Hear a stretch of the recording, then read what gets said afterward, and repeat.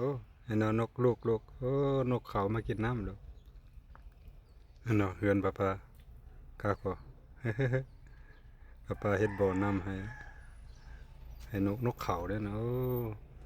เห็นน่ะบ่ได้ย้านเฮาเลยลูกเห็นน่ะอย่าเน่งลูกเห็นน่ะเป็นจังไดเฮือนป้าฮะนกเขาเนาะนกเขามาจาก นะบ่ได้นอนเลยมีแต่เสียงของเพลง นกของเพลงเนาะ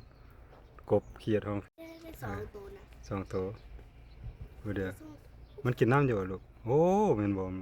มันตอดเอาน้ำเลยต้องนั่งเห็นน่ะฮักกันเนาะฮักกันขนาดเออเห็นน่ะโอ้ยบรรยากาศฮัลโหลตัวนึงอยู่ไสอยู่นี่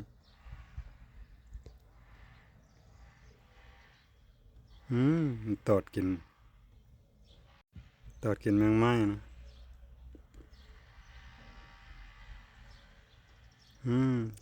กบเขียดน้อยของค่อยนี่มันสิกินอยู่บ่